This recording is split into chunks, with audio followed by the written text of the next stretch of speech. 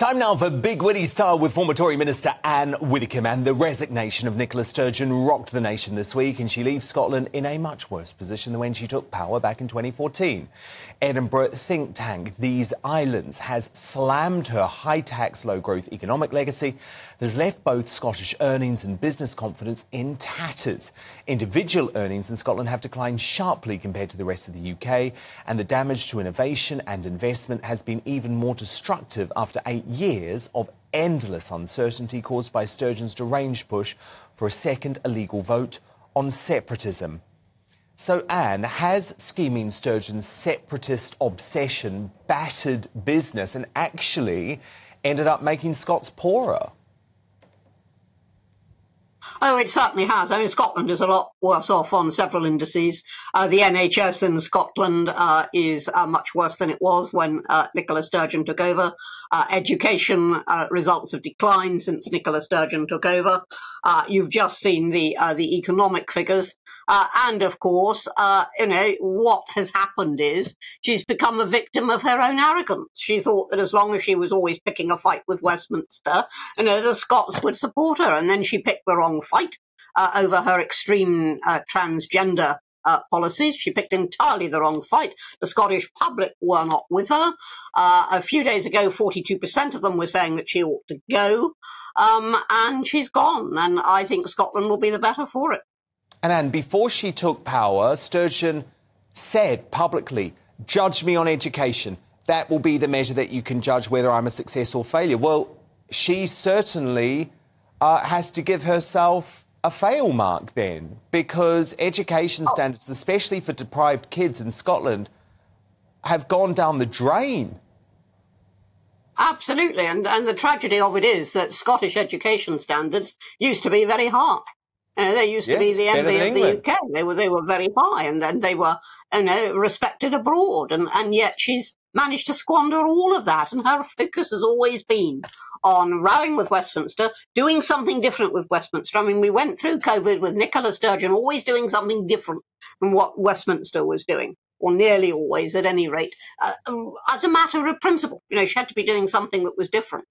And then, of course, she came up against them, first of all, over the second referendum, and Westminster said no, and it's unlawful, and the court said no, and it's unlawful. So she's stuck there.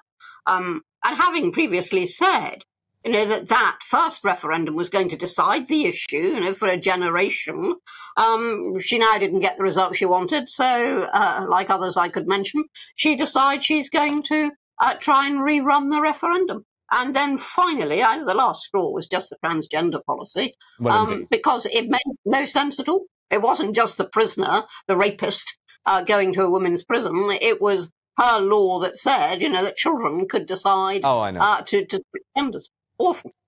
I mean, and it's a sick law. It's actually a sick and twisted law. She could have voted for that amendment to at least protect the victims of child sex abuse or rapes in court, and she didn't, which said a lot about her. But Anne, looking at it from a macro level, isn't it the risk of when a politician becomes so detached from reality? For so long, Anne, she was surrounded by sycophants. She was surrounded by a soft Scottish media that largely loved her. She certainly was surrounded by a Westminster media that always wanted to put her on a pedestal. And she completely lost the understanding of what Scottish people, ordinary Scottish people, even, by the way, in the SNP, what they really felt. Yes, and she let the whole thing go to her head in much the same way that Theresa May let things go to her head.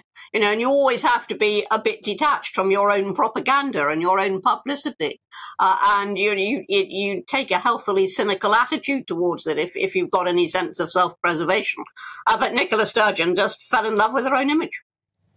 And it was a laughable moment in the press conference yesterday when she claimed that she'll be remembered as a feminist, as someone who always put women's rights first. Because actually, Anne, I would argue she has done more than any other leader in modern times to actually reverse the rights of biological women in Scotland. Indeed, and I mean, I don't think she knows quite how to define a biological woman. But she's certainly done nothing about protecting them. She didn't in the case of the rapist going to a woman's prison. She didn't in the case of her transgender law. She is not a feminist. She is wholly, I think, devoted to the cause of Nicola Sturgeon. Yeah. The cause of Nicola Sturgeon, which she thought was going to be advanced by an extreme woke agenda. But as we know, go woke, go broke.